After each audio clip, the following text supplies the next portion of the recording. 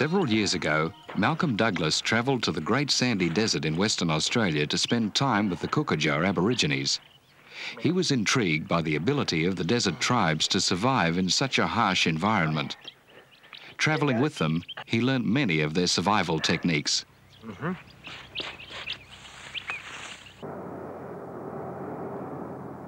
And now he's returning, hoping to learn more about this vast, unknown region of Australia. At a remote Aboriginal community, Malcolm meets Wadurda, the friend and guide who travelled with him on his previous expedition. Wadurda, a superb bushman, has spent most of his life in the desert, and Malcolm's hoping that he'll accompany him again, but the old man cannot go. He sadly explains that he's too old. "I have lost my strength," he whispers. Malcolm reluctantly leaves his friend patiently shaping a spear. And a party's made up of younger tribesmen. They plan to take Malcolm back into their country, their traditional hunting grounds. The party will head south into the heart of the Great Sandy Desert, a vast, virtually uninhabited part of Western Australia. Recently, tracks have been pushed deep into the desert by exploration teams searching for oil. In a year or two, these trails will wash away. But now they provide the men with an opportunity to reach tribal areas they haven't visited for years.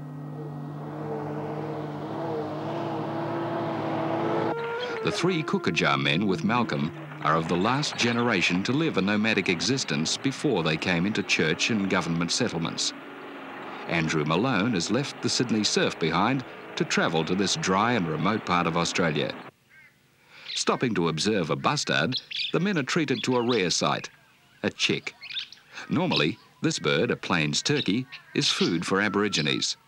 But they stress to Malcolm that they'd never pursue a bustard rearing young.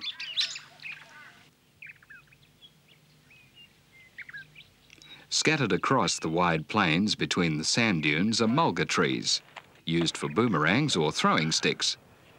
The twisted trunks are the ideal shape. Dundu Dugaroo carefully examines each tree. Very few are selected. 2 boomerangs can be made from each trunk, the wood split with an axe. Cut him down here. Cut him here. This one. Once this hardwood was fashioned with stone implements.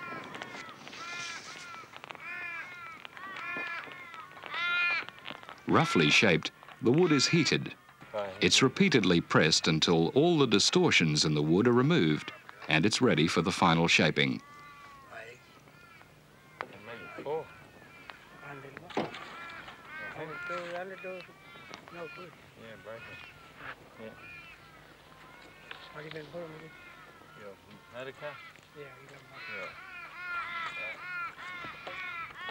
Sand protects the men's hands as they manipulate the hot wood.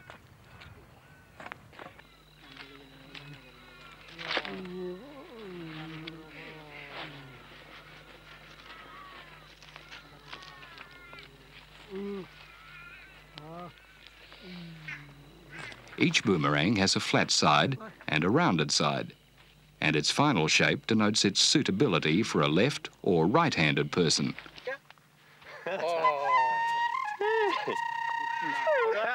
The Aborigines are fiercely competitive, and a contest is soon underway.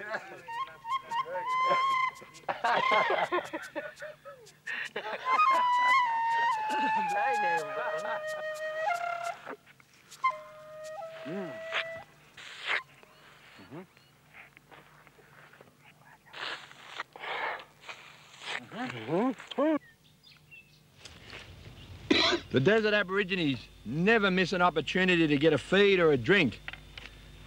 This is one of the many grevilleas you get out here in the desert. And as it starts to flower, it produces this really sweet nectar. In fact, on some of these, you can get quite a bit of it on your hand. And as you can see, we've been going around sucking this like a sweet juice out. And after you've sucked 20 or 30 of these flowers, you feel very full. Makes you a little bit thirsty, but I tell you what, it's really top tucker when you're out here on a hot day. More here, eh, Larry? This the one? This one here, eh? All this water. Yeah, you can drink. Honey. Mm-hmm. Honey.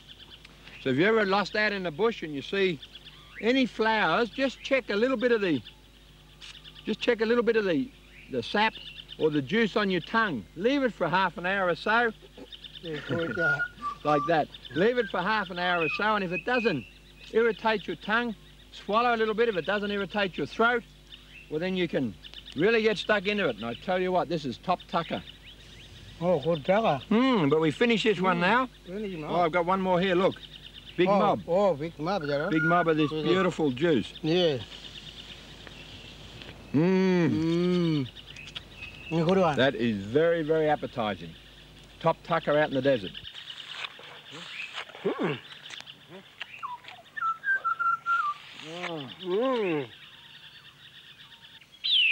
Life in the desert depended upon the location of food, and fundamental to survival was the ability to recognise and interpret animal tracks.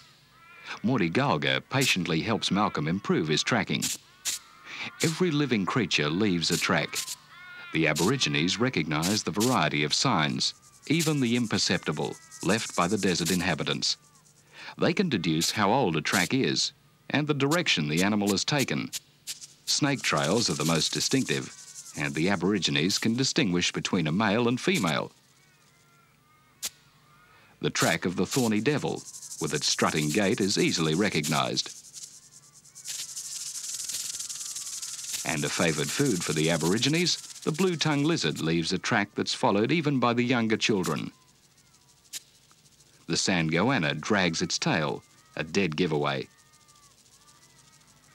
Regrettably, one of the most common tracks is left by the feral cat. Signs of cat excite the Aborigines most. They hunt them relentlessly for food.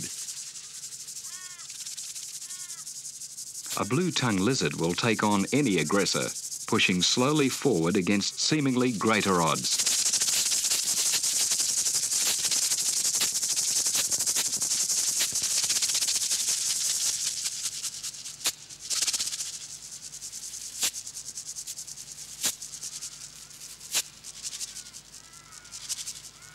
Travelling on, the party reaches the old Catholic mission, disintegrating under the fierce desert sun. The original missionaries were the first Europeans many of the desert tribesmen had seen. The scattered family groups converged on this lonely outpost, and in a few years, their lifestyle had changed dramatically, forever. Later, the mission moved further north to a more reliable water supply, and the old buildings were left to decay. This man tells Malcolm of his experience walking in from the desert and seeing Europeans and their dwellings for the first time. He points to the open plain where once tribal clans met to fight, to settle age-old disputes. A short distance west lies an amazing phenomenon. After 2 summers of record rain, Lake Gregory, normally a dry dust bowl, is overflowing for the first time since the arrival of white men.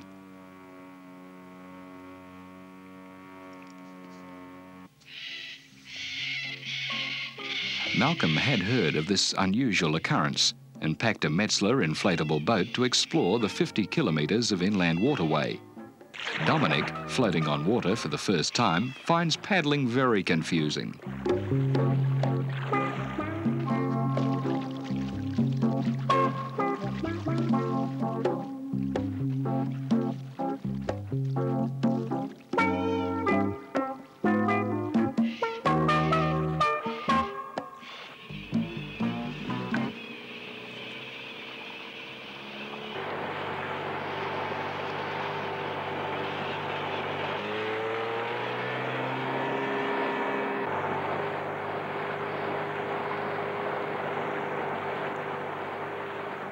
Many species of water bird are breeding. Cygnets, more awkward than their graceful parents, flee from the noise. One swan seeks to distract the intruders, feigning a broken wing. Dominic is totally deaf, but soon establishes a good rapport with Malcolm and Andy, using his own sign language.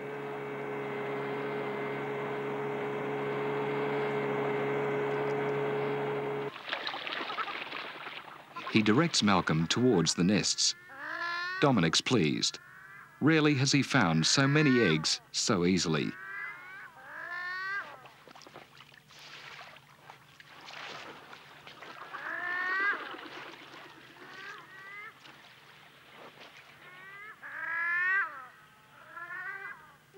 Dundu Dugaroo revels in the abundant supply of water. The brimming lake encourages extraordinary growth. A particular species demands Andy's attention. It's one of the sundews, related to the Venus flytrap, carnivorous plants which trap insects. The sticky, flexible tentacles literally suck the insect dry.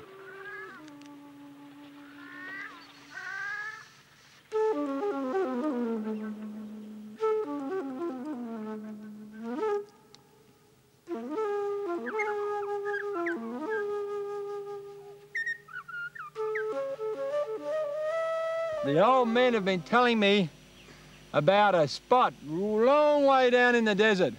And what I'm trying to work out is how far it is and whether we can get there in the Toyota. And Malden Gaga here is telling me there's a big mob of sand dune, eh? Yeah. Big mob. Big mob, Jandil. There, not 2, not 3, but big mob, big mob. 1, 2, oh, yeah. Now, can we get him Toyota all the way, all the way, all the way, all the way, all along, all along, all along, all along, all along, all along. Spear place here.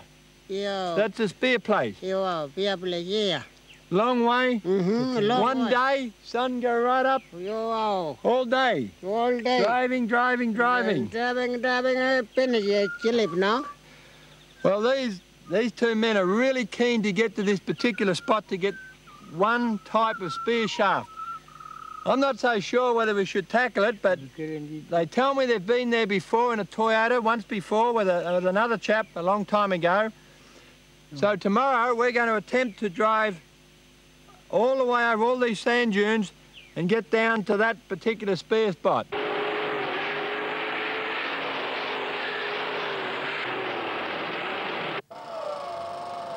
By mid-morning, the men have driven far into the sand dune country.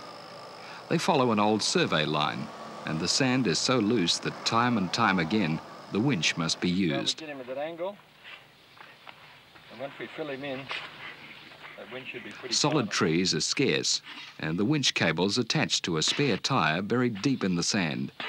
It's an efficient way to move a bogged vehicle with a minimum of effort.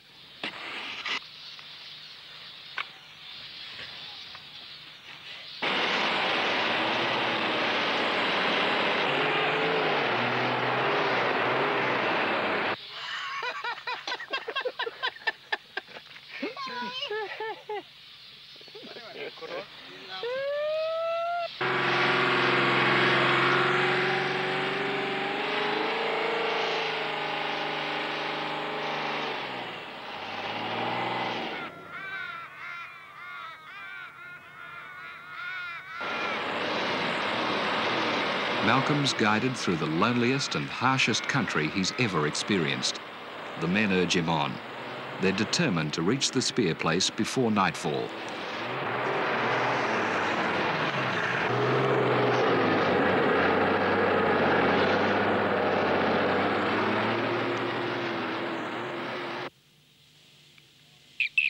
By mid-afternoon, Malcolm's growing concerned. He stops on a high ridge to reconnoitre. To the south are unending lines of sand dunes to be crossed. Morty Galga assures Malcolm that he knows where they're going. Ahead lies his tribal land.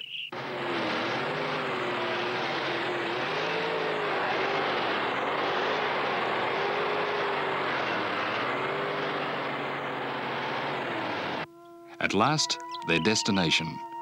Even though they're exhausted after the arduous journey, the men spread out, cutting down the most suitable saplings for spear shafts. This particular species, with its long, spindly trunk, is found only in a few isolated areas. Spears are prized possessions.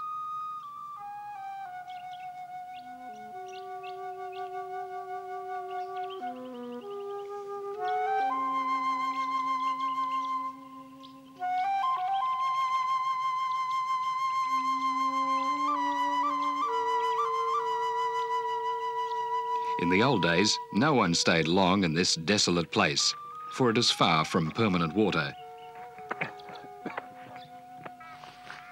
In the evening, the campsite is cleared in the traditional way, the prickly spinifex bushes pushed into a windbreak. Dundu Dugaroo supervises, telling of the time when he lived in the desert without clothes or blankets. A good windbreak was essential. The desert winds are cold at night.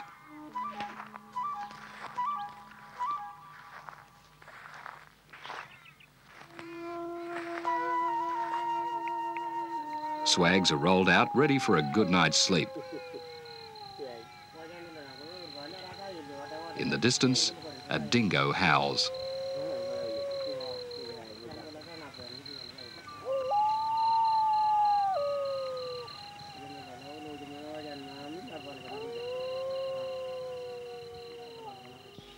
It's traditional in the bush every morning to knock up a quick damper. It's usually just plain flour or self-raising flour, bit of salt, mix it up with water, knead it up for a few minutes on a plate. In this case, I've got a bark coolerman. One of the men brought in some bush tucker last night. They just made up this little coolerman, so I'm using it. Just a matter of kneading it up, getting it so you can drop it in the coals. You don't have to muck around with pots and pans and everything out here. The coals are the best things for cooking your damper, very efficient. Nothing worse than wanting to get away and do something exciting, have to stay around the camp cleaning up, so we just work this one up. A little bit more dry flour, just about ready to go on the fire. Now, you notice we've got no flame here at all.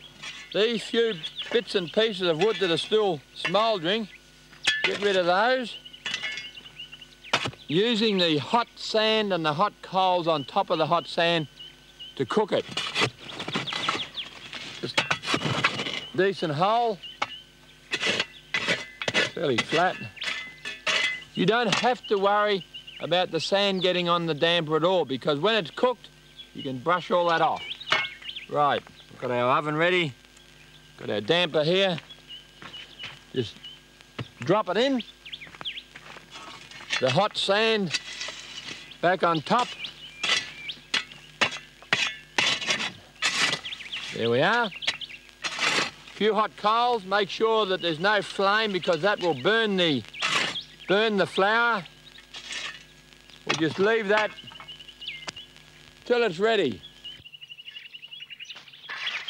Baking time varies, depending upon the heat generated by the coals. An experienced cook can tell at a glance when a damper's ready. With the coals and ash removed, breakfast's on the table. We eat him now. Where's that golden syrup, that honey one? We want him, eh? Yo. And damper must be smothered with lashings of golden syrup. Yo.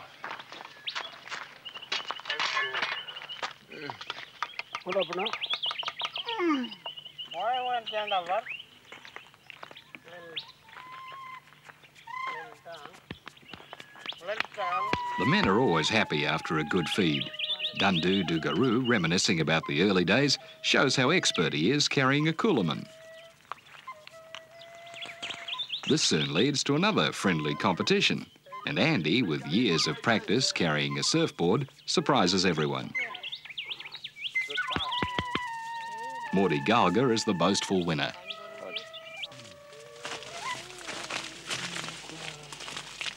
We're actually looking for the gourmet meal of the bush. Big fat witchetty grubs. Don't be alarmed, they are the best tucker in the bush. Who's going to eat him, you or me? There he goes. That is definitely the best tucker you can possibly get in the bush. Doesn't look very exciting. One great big juicy grub, but I can tell you that this is definitely a gourmet's meal. I prefer it cooked, but I tell you what, they're also very good raw.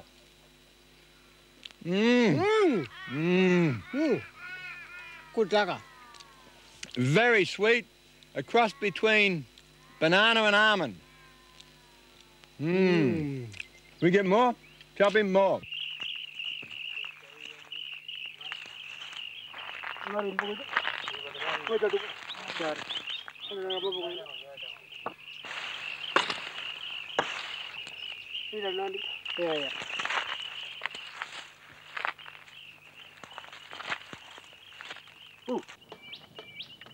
While still pliable with moisture, the spear shafts are straightened. Stripped of its bark, each shaft is heated and pressure applied to eliminate bends and kinks. Feet and teeth are used and the process is repeated until each shaft is straight. Spear making is slow, painstaking work, although today with steel axes the process is quicker. Desert spears are simple weapons.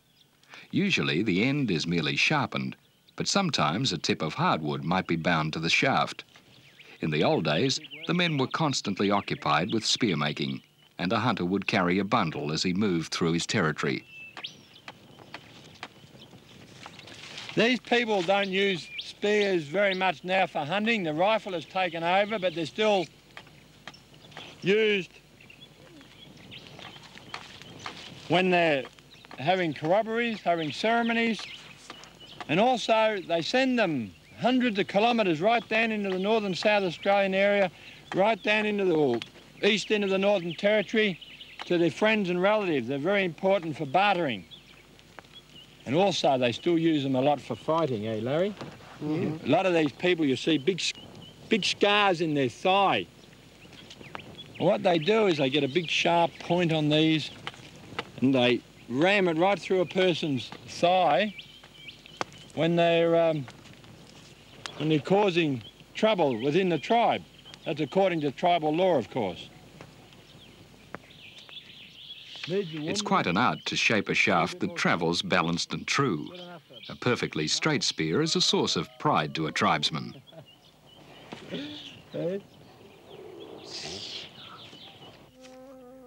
Travelling on, the men reach one of their many sacred sites. Dundu Dugaroo explains reverently that in the dream time, the mythical kangaroo travelling south rested here.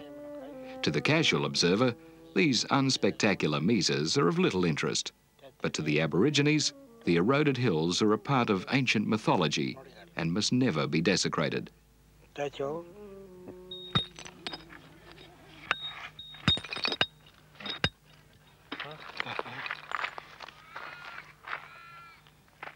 Many of the traditional Aboriginal skills are dying out, and Malcolm's always keen to learn more about these crafts. Flaked quartzite splinters are turned into efficient knives and adzes.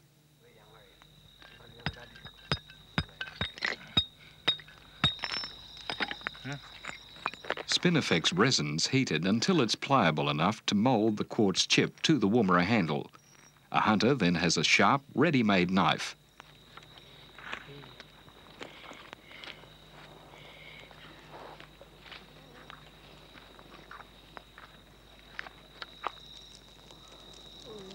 The waxy resin, shaped around a stone knife, quickly hardens into a convenient handle.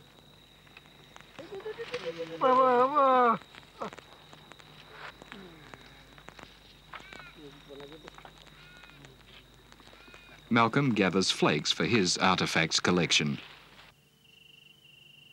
The desert reveals many wonders. On the plains, clusters of delicate wildflowers grow.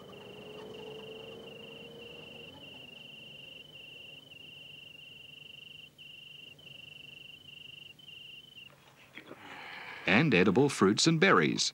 Bitter wild tomatoes are gathered.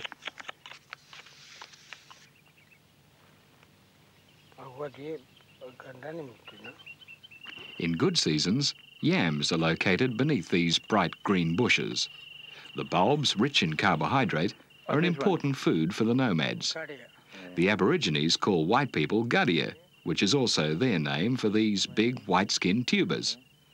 After good rains, the bush sends out runners from the main plant. At the vertical roots, the men dig down to the vegetables. What about wabri? Wabri. Tidado. Yeah. Tidado. Tidado. Tidado. Yeah. Tidado. Yeah. I mean, like wabri, right? In dog. And a few hours' work yields a bag full.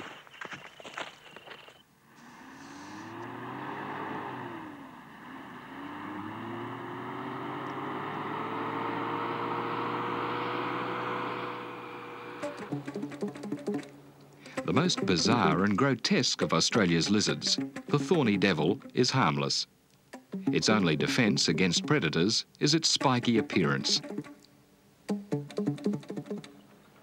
Battling through rough country, the men head for the remote Stansmore Ranges. A rare black dingo watches them pass and silently disappears.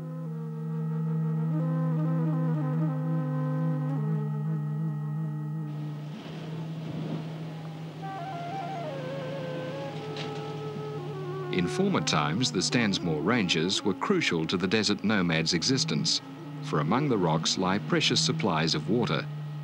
The biggest and most reliable waterhole is contained in a natural catchment, where a short creek ends abruptly at the ochre-coloured rock face.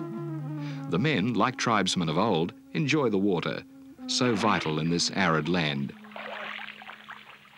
Dundu Dugaroo, who, like Malcolm, is seeing this waterhole for the first time, is overwhelmed.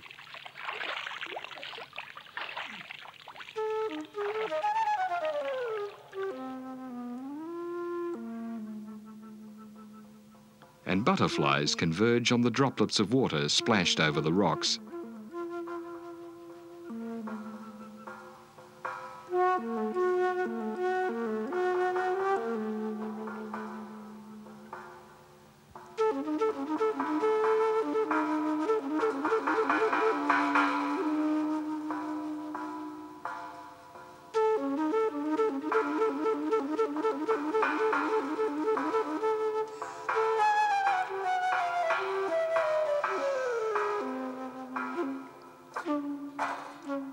Above, a wild fig tree flourishes.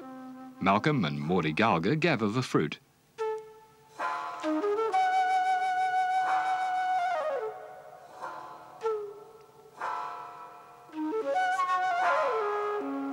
As the temperature soars, the trees fill with birds. In small flocks, they nervously drink and wash. Any hint of danger and they hurtle for the safety of the bushes.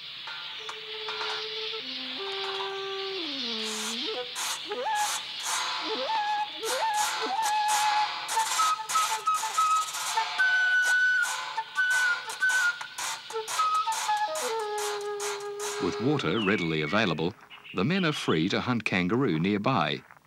Never common in the desert, kangaroo is a prize and the Aborigines' favourite food. A ground oven is prepared. But before cooking, the sinews are removed.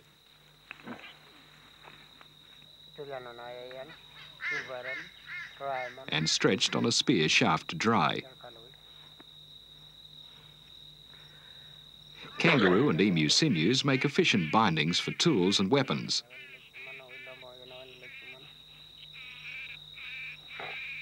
After removal of the intestines, the small incision is closed to seal in the juices.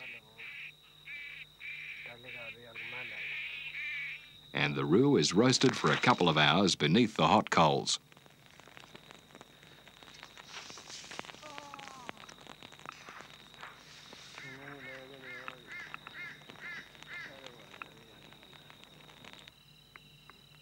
Morty Galga puts the finishing touches to a woomera. He shapes a small hook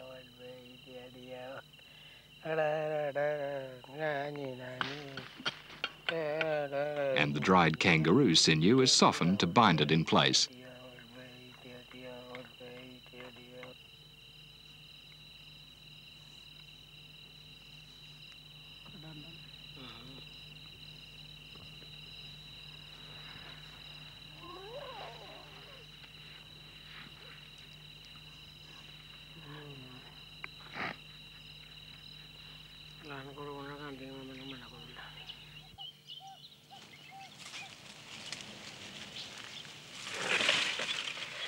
This is what we've been looking for.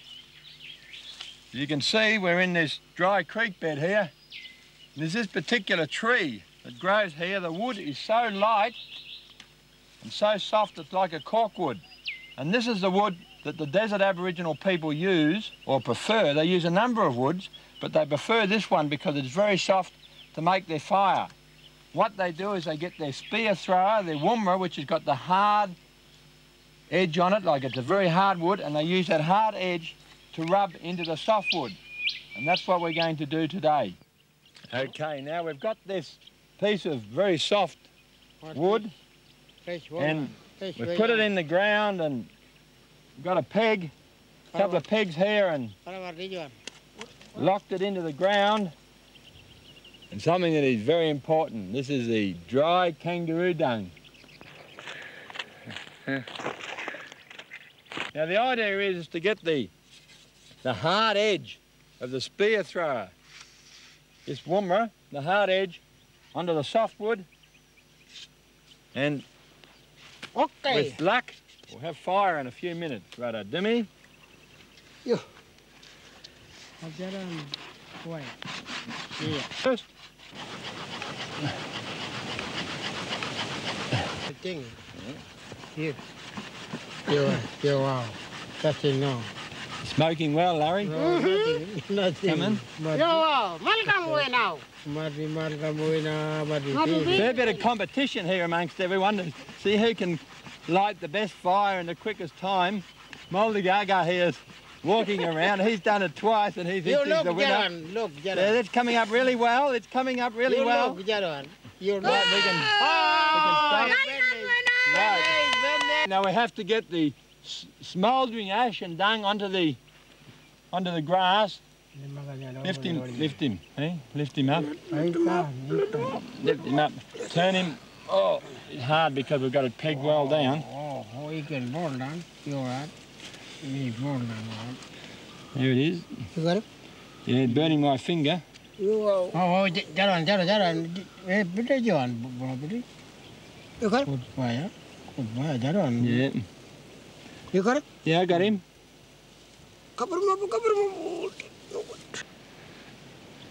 Jalan baju, jalan.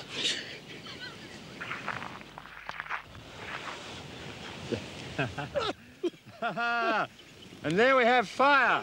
Oh, and doesn't spin effects burn. There's all good fun out here. It's hard work and it's very hot, but it's all good fun. And this is how you really learn how to survive in this country.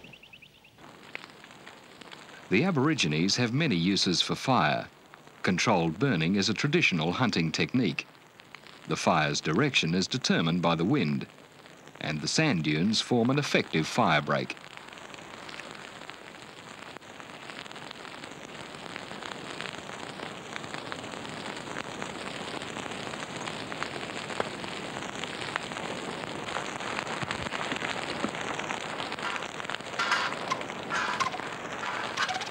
The men are after feral cats and lizards.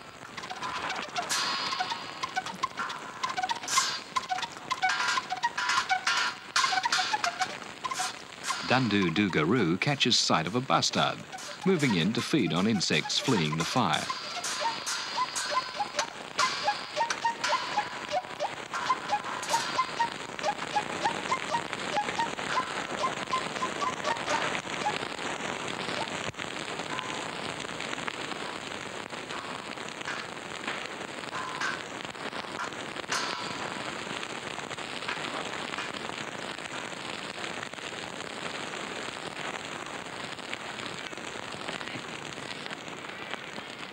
For the elders, like Dundu Dugaroo, the old ways never die.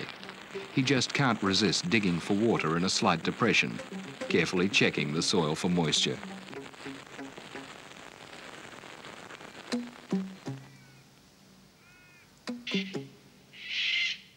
The fire has flushed out a grand prize, a feral cat, and Dominic frantically hunts it down.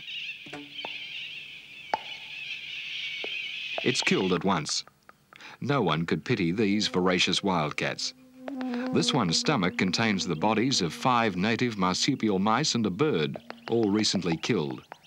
Not a pretty sight, but it clearly illustrates the catastrophic effect these felines have on our native fauna. Wildcats prowl throughout Australia and are now able to survive in even the most arid regions without permanent water. But for the Aborigines, they're just another meal.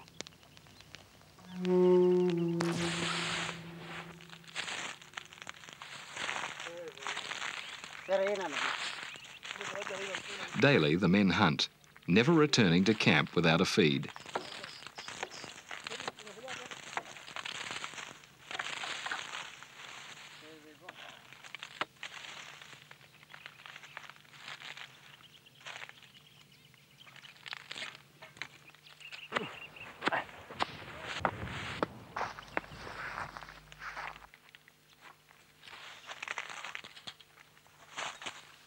Snakes and goannas have always been the most reliable source of food for the desert dwellers, supplying most of the protein and fat and much of the moisture in their diet.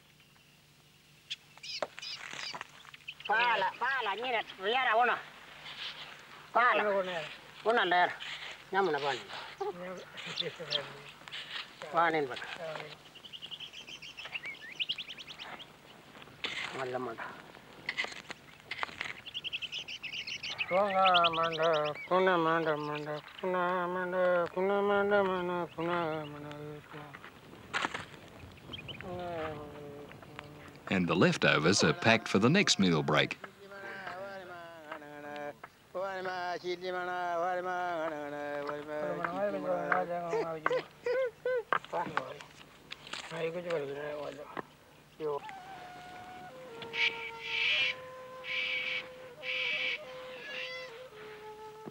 In the middle of the day, the heat's unbearable, and the men call a halt.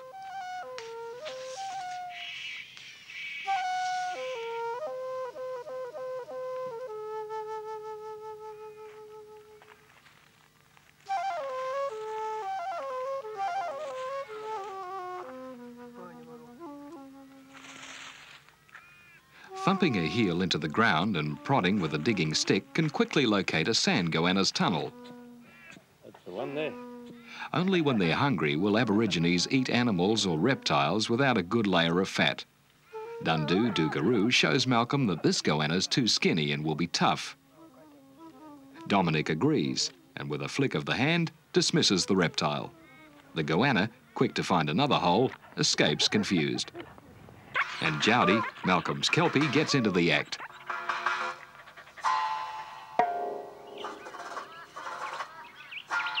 Dominic shows Andy how sand goannas are gutted through a small incision. Moisture is essential to desert survival, and an animal cooked in its skin retains all its juices.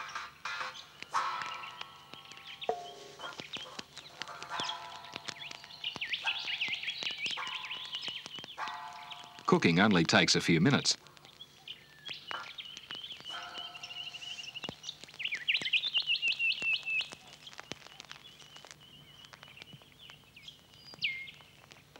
Many desert creatures are underground dwellers, seeking shelter from the intense winter cold and the fierce summer heat. In the cool early morning, a scorpion painstakingly excavates a burrow. The extreme front nippers break the hard crust. And sand is gathered under its body and held with its two front feet. Methodically, it completes these manoeuvres many times.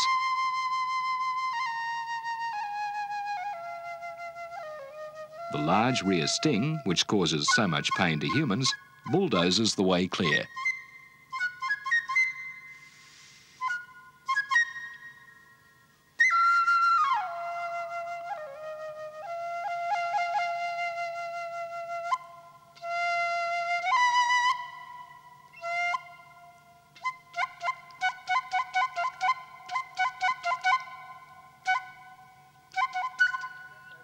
Another burrower is the bilby, and the Aborigines will go to extraordinary lengths to capture one.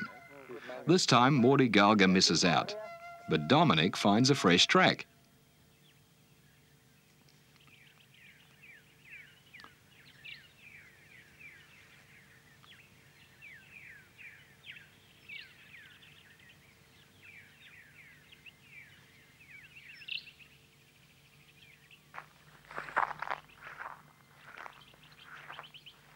He's convinced there's a bilby down this burrow.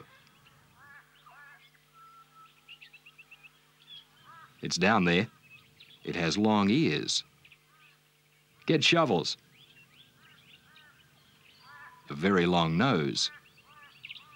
We'll dig it out.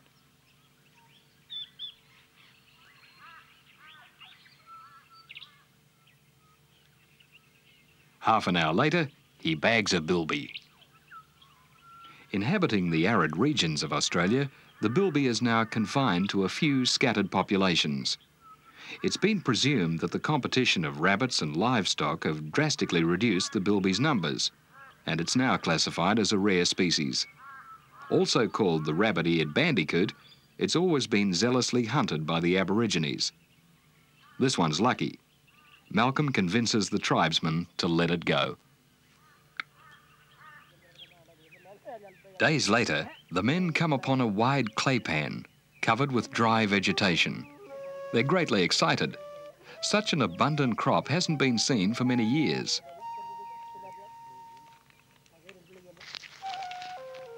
Seed gathering occupied much of the desert dwellers' time, especially for the women.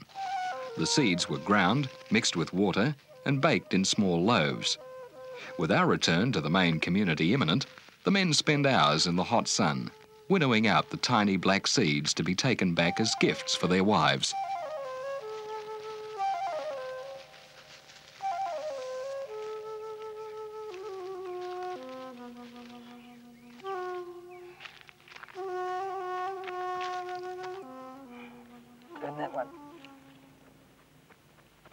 I couldn't resist this particular flower. This is one of the grevilleas. You can see it's quite a large tree. And this is the one that the Kukadja people make their bush tea out of. It's a very sweet tea that they use to drink when they're thirsty, and they also feed it to the children. We just get a can't reach him, can't reach him. I'm here. Okay. More here, look. Jody. Jody, dog. Right, now what we're going to do is get some of our precious water from that rather delightful rock hole down the Stanmore Ranges. Water is very precious out here. It lasts about 48 hours out here at the moment with that water. 1, 2 cups for Andy, 3 cups, and we get some of the, this one, and put him in the water. And this is a genuine Australian bush cup of tea. The idea is to mix the grevillea flowers in the water. It's starting to go dark now. Dip them in quite a few times. Soak them, squeeze them. Squeeze all that juice out. You want one too? What about some here? Where? This one? A little bit. Little bit. I'll get some more. I've got the long arm, long fella me. Why don't you get him long? Get him more, yeah. We'll leave him here. Leave him here. Now. Good drink. More water for Jody. That's what I call a good cup of tea. You try that.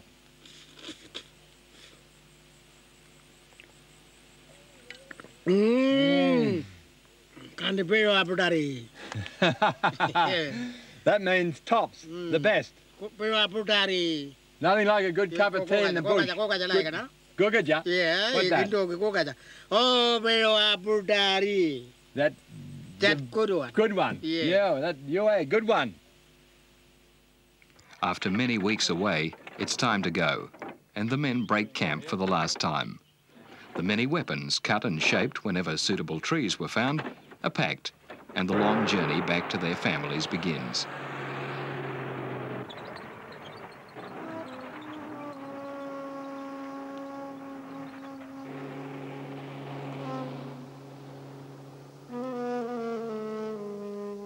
On the last evening, the men look back over the desert, reminiscing about their weeks together. They're in high spirits. It's been an unforgettable experience for everyone.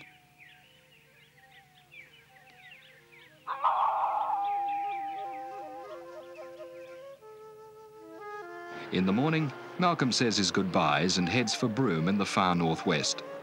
After his long journey through the desert, the sea beckons, and he's off to explore the wild Kimberley coast.